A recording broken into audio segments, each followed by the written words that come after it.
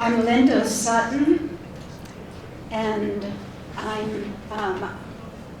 never worked at the clinic, but I was one of the founders of the clinic, and I sat on the board a couple different times over the years. First, I want to honor a couple Colorado Springs women who couldn't be here today. One is Suzanne Keating. And she's in Albuquerque living now and tending to some family situation. And the other person is, died last year, my good friend and comrade, Anthony Hubert. Both of them were founders of the Women's Health Service Collective Clinic and critical members of our radical consciousness raising group. Yeah. So thanks to the committee, the reunion committee, for inviting us here and giving us an opportunity to remember and to reminisce, to look through memorabilia, to look through photos. Isn't it great to have pictures on paper? Yeah. Our history needs to be witnessed. Our history needs to be remembered and celebrated. So we're really glad for this opportunity to do that and have some of it archived. As Bonnie said when we were talking the other day, we were so busy doing what we were doing, we didn't have opportunity to archive what we were doing, and that's true of a lot of the feminist movement, particularly in film. We had an inspiration in Colorado Springs for our movement. Some of us white, heterosexual, discontented, married women, along with some students searching for reasons for our discontent, the problem that has no name, decided to take a summer course at Colorado College with Carol Andreas. And Carol was a sociologist and author of Sex and Caste in America, and she had no idea what she was starting in Colorado Springs. But she was a big inspiration to us. And after we took that course, we felt really initiated into the women's liberation movement. So after that, well, those of you who clapped know Andreas's theme, and it's the theme of so many feminists across the country from our era. And she said, sexism can only be eliminated and recognized by restructuring our social, political, and economic institutions that define women's roles. And she gave us the name and names of the problems, planted a seed, and we developed tools to implement and spread the seeds in Colorado Springs. So with fire in our bellies, we advertised citywide to start a consciousness raising group, and we enlisted 15 to 20 recruits to attack sexism in our households and wherever else we encountered it. While we didn't change the world, we did change our world by radically restructuring our households and creating multitudes of feminist activities, demonstrations, rallies, projects, services. In our CR group, we shared stories, feelings, we laughed, we cried, we argued, we competed, but nothing got in the way of our mission. and this got well spoken to in the prior panel in terms of the alliances that we had at the time and that we tried to forge at the time with other movements that of course included anti-war, civil rights. We were involved in those movements before we got involved in women's liberation. And we wanted to have a big tent, and some of the time we had a big tent when it was somebody else's tent. We wanted men to join our movement, and we enlisted some, particularly the husbands of the married women. They came kicking and screaming, but some of them did come. And so we moved forward. We're amazed by the accomplishments that we were able to make in Colorado Springs because of and in spite of the resistance there and the conservatism there. So I'm going to name some of the accomplishments, and what's different about ours to a large degree, I think, is that almost all of the ones I'm going to name came from this one consciousness raising group. So either together or in small groups or sometimes individually, all the following were formed.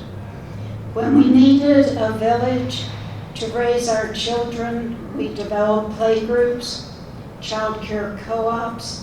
The child care co-op that my daughter, who's here, was in, was a group of 5 families.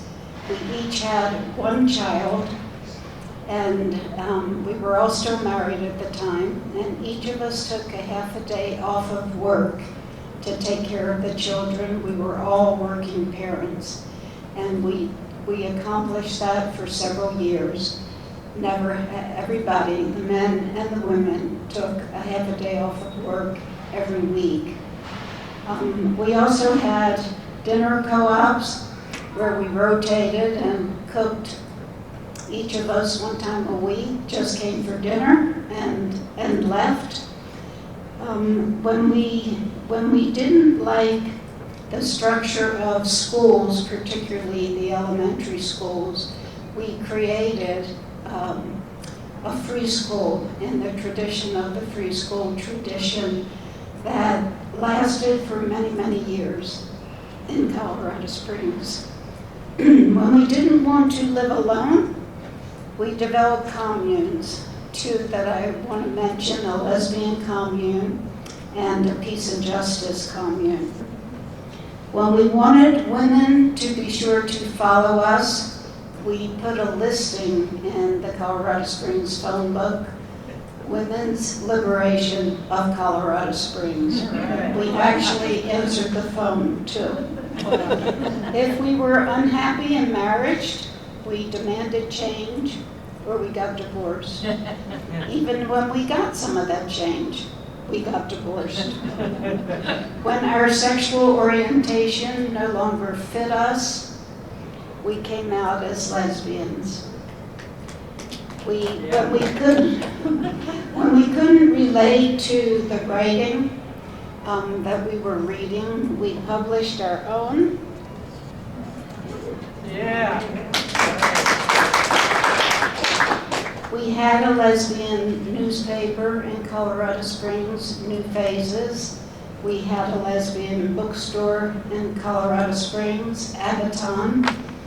We had a book published in Colorado Springs on lesbian love. When women were harmed, we developed a rape crisis line, and also a domestic violence line. When the only gynecologists in town were mostly misogynists and we needed women-run healthcare services, we formed the amazing, impactful Women's Health Service Collective Clinic. Take it from here, Bob.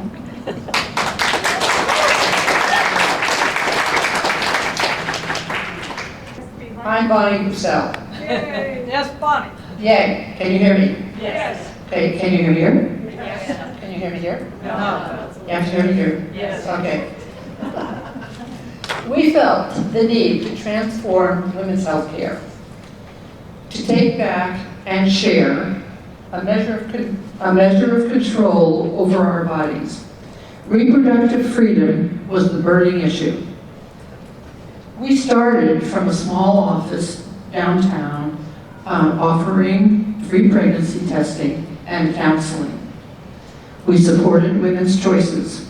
If a woman chose to carry a pregnancy to term, we provided a list of doctors that we had interviewed and graded. If she was interested in adoption, we provided the referral. The challenge was when a woman chose termination, because access to abortion was very thin on the ground. But we knew of a few places in the state and out of state where we could connect those women. We often drove them to their appointments and stayed with them because we had their backs. You're gonna be doing it again, too. We might be doing it again. Learning about our bodies was important too. That's when we discovered the first look. In small groups throughout the state, here in Denver too, in the park, in a tent, we introduced women to the first look.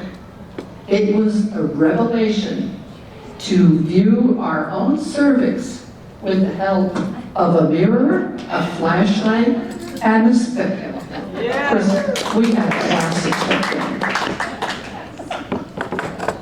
But this was not enough. So, like children getting ready to put on a play, we had an idea. What if we started a clinic? Our own clinic. What if we could provide the kind of care we had always wanted to receive? Woman-centered care. Treating each woman as a person capable of assimilating information and making her own decision. In 1975, with grants, donations, and woman power, we opened the doors to Women's Health Service Clinic. We didn't just open a clinic. We opened awareness, we opened attitudes, we opened access. Nancy Wilstead, our first nurse practitioner, taught us all to provide basic GYN services. We did pap smears, breast exams, treatment of infections, the full range of contraception, and much more. We continued the pregnancy testing and counseling with one big difference. We had hired a physician to come into our clinic once a week and provide the procedure for women who wished to terminate.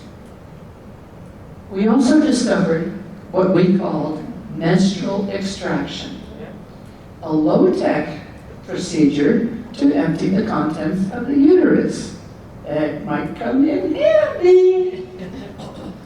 We met weekly, reaching decisions through consensus, mostly with ease, although Nancy recalls sparks flying when we tried to decide what artwork to choose and hang. Every woman who walked into that clinic was given full explanations during exams, was shown her own cervix with a warm speculum, was given appropriate information sheets we had written. We learned and shared the most non-invasive treatments available. It was awesome to provide this space and this experience for women with so much respect. Mostly, we were sisters on a mission. The transformation of healthcare for women. We were driven by a common purpose. We were fired by the energy of a unique blend of personalities. We were learning, teaching, creating, and sharing. We started off with other ideals, including equal pay for all and rotating every job, the feminist socialism thing. Those two dreams did not stand the test of time and practicality, as we realized soon enough they were not all suited to every job, and we needed to have clear roles and accountability, eventually leading to the addition of a management team. Over the years, we visited and shared with clinics in other cities, for instance, Chico, Oakland, LA, Boston. International visitors came and worked with us. Rena from Switzerland, Sumie from Japan. California's sex therapist, Lonnie Barback, came to our clinic. I was going to say came. She taught us to provide pre-orgasmic counseling groups, much appreciated by the brave women who took advantage of those. Over the years, many wonderful, caring, dedicated women of various ages and backgrounds, black and brown women as well, worked with us, pulling together for a shared goal and shared politics. This gives an idea. Yeah. But hold it up a minute. Hold it up a minute. She wants to take a picture. Yay! Send it to Susan. That's who worked with us. We supported our clinic through fees, sliding fee scale for abortion, CETA grants, fundraising, and donations. A few years in, we bought our own house, a little Victorian, in town. I remember keeping vigil on the anniversary of Roe, spending the night on the upper floor of the next door cafe to protect our clinic from possible attack. There was a little house right next, which was a cafe, so we would spend the night up there, keeping an eye out. There are also our lives, raising kids, living communally, protesting, doing speaking engagements, dancing, music, and we had the Berkeley Women's Music Collective down in Colorado Springs too, and relationships. And we went to the Michigan Women's Music Festival and brought the first book there. Oh my gosh. But one particular event stands out. The Leaping Lesbian Follies Oh, here in Denver, and some of you might have been there. yeah. First of all, we learned and performed a woman's warrior dance, and that was well received. But later in the evening, we requested that all the men temporarily leave the room. We blacked out the stage, and when the lights came on, us clinic staffers were going about our daily business, stark naked. One was holding a clipboard, one was with a stethoscope, but otherwise, not a stitch of clothing. Our client, Julia Tanner, came into the clinic, bare naked, wearing a backpack. I ushered her into the exam room and bid her get dressed for her exam. So she proceeded to take the clothes out of her backpack and put them on. And of course, the crowd went wild. Now, we knew that getting undressed for an exam was a challenge for some sisters, some lesbian sisters. And so turning those tables on us was our gift to you.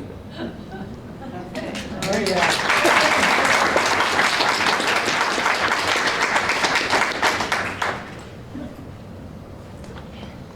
So while all of this amazing stuff was happening in Colorado Springs, I was living in Boulder, raising a family, going to school, and working in Boulder Now.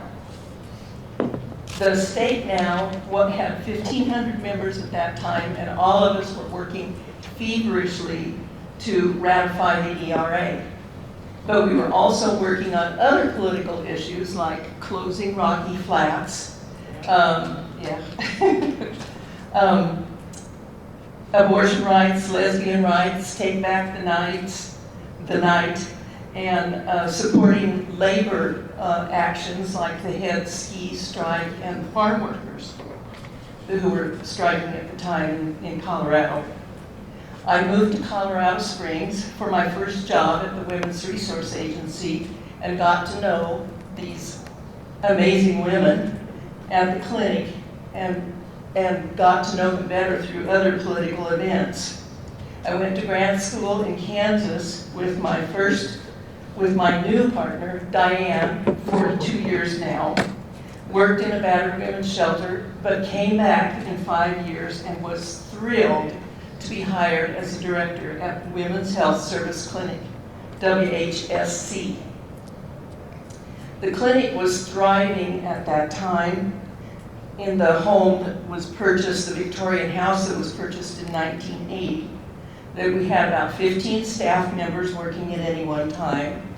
40 to 50 women were coming through the clinic for abortion services and GYN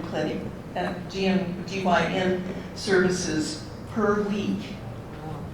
We had small grants to conduct free pregnancy tests and education for teenagers, and we were the founding member of the RAP, Reduce Adolescent Pregnancy, a large community coalition that was working on the common issue of teen pregnancy.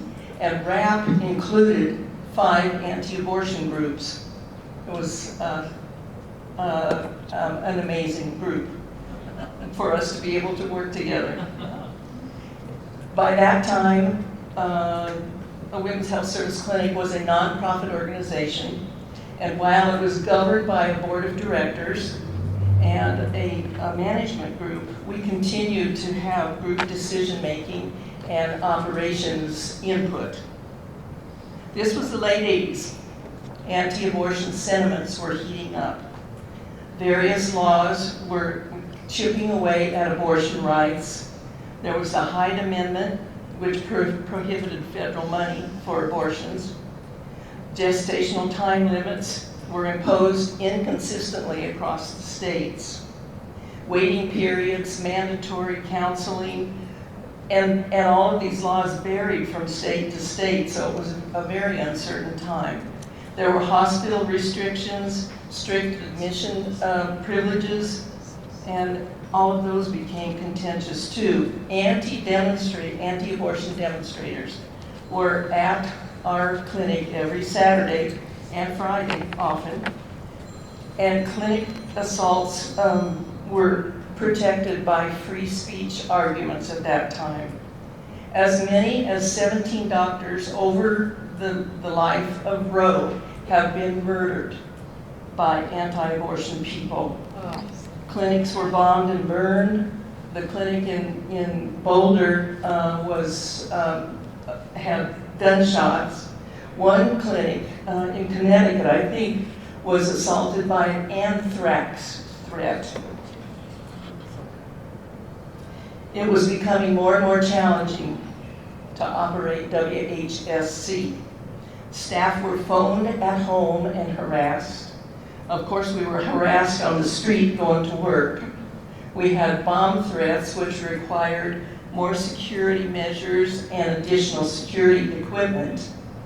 It was harder to find docs and nurses who weren't intimidated in this horrible situation. And in fact, we had a woman doctor, we had several men doctors too, who came to work with sunglasses and a big hat and a wig and walked right through the picket lines. Malpractice insurance costs skyrocketed at that time, both for clinics and for doctors performing abortions. In 1 month, in late 1979, I think, our malpractice insurance bill increased from $1,000 a month to $7,000 a month. And abortion is a very safe procedure. There was no record, there was no reason except the profit motive for that insurance to climb. And in 15 years, we have never had a serious medical problem, and we've never been sued. And I think that attests to the wonderful, competent, and caring staff that we had all of those years. If we increase our fees to cover the malpractice costs, abortions would have become unimaginably expensive for our patients, many of whom were women of color and low-income women.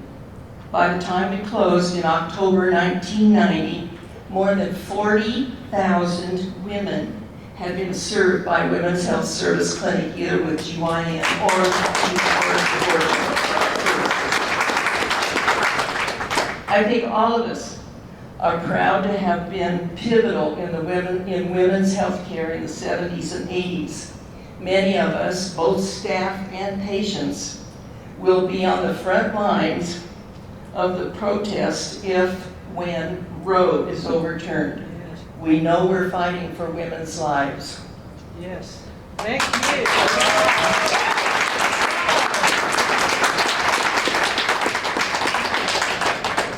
Any questions? I just have a comment. I was one of those 40,000 clients Cool. in the 80s, and I just got the best care there. Y'all were so sweet and informative and respectful. When I walked out, I had my little bag of the remains, because I was going to bury it in my yard. And these people came right up into my face and said, "Now, aren't you sorry you're never going to see your kid's face?" And I said, "Something's going to happen to your face."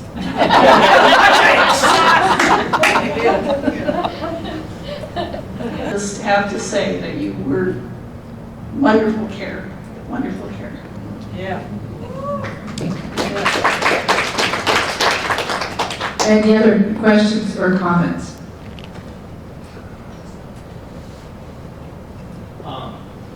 Are you working with the Colorado Springs Oral History Committee or any sort of, Are you working with any historical organizations in Colorado Springs to help archive and preserve your story?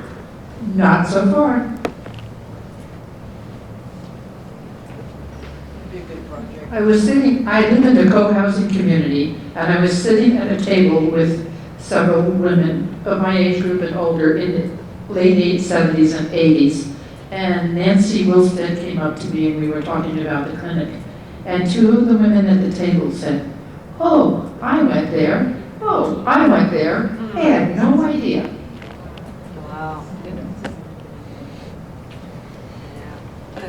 In discussing, in your introduction, when you were discussing the many, you sort of were introducing the accomplishments of the clinic, you mentioned that you did it, and you and all of the folks working at the clinic did it because of and in spite of the resistance in Colorado Springs. And I'm wondering if you would talk about that tension and how that resistance actually helped, because I think that might have some really important lessons for what we're about to embark upon in this country right now.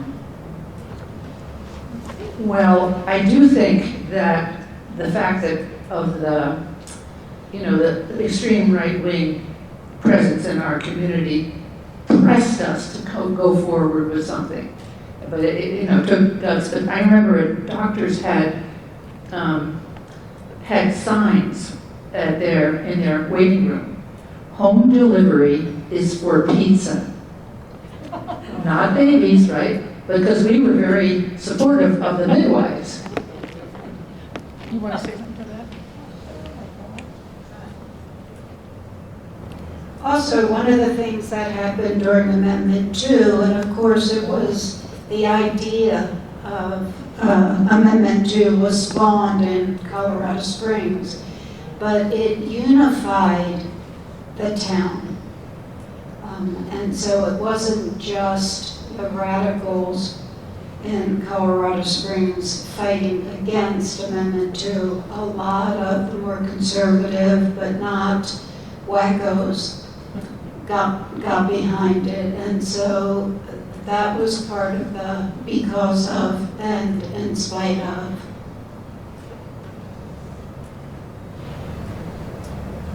I was just curious about the circumstances of your closing.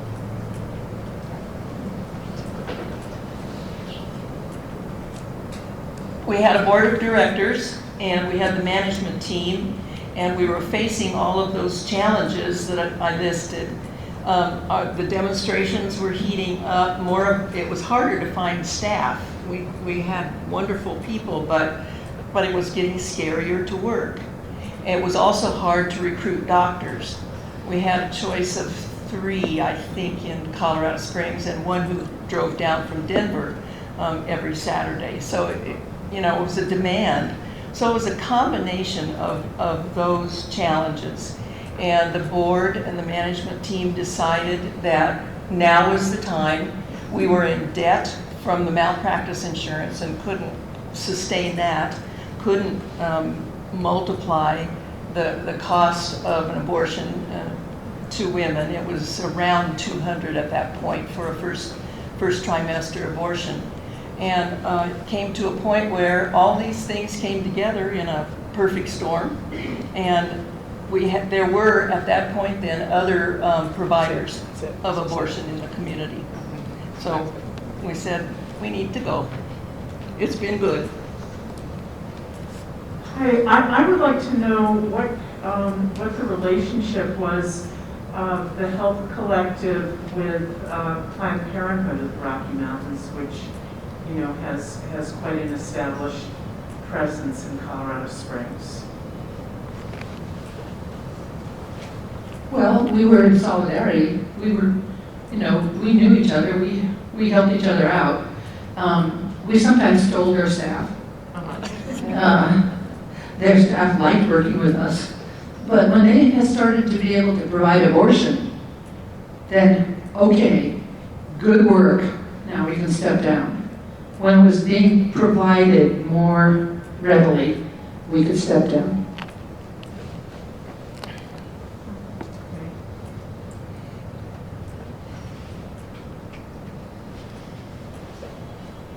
I just want to say that the abortion fight continues. It feels like deja vu all over again. Yes. We were all at a demonstration last week.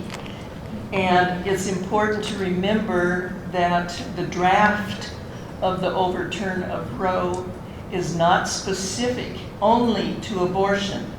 It is privacy rights. And there are a lot of our protections that come under the privacy rights. That's right. And so even though we might not be at childbearing age or needing abortions, our granddaughters do and our daughters do, and it won't only affect that particular issue.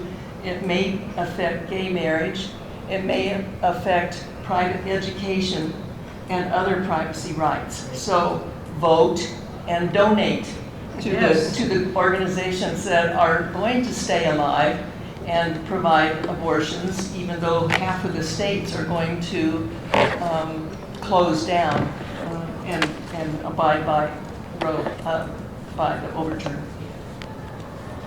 I know you mentioned voting and donating, and I think that's great and all, but I guess do you have any sage advice to young people? Because I know my friends and I are feeling this hopelessness of it's 50 years out and abortion's not guaranteed, and we're still fighting for our health care. We're still fighting for all of the same things you guys were tirelessly fighting for 50 years ago on our behalf. So just any kind of hopeful tidbits. Well, get involved. We need you. Yeah. We need We need the next generation. We do. You can do it. Yeah. You can do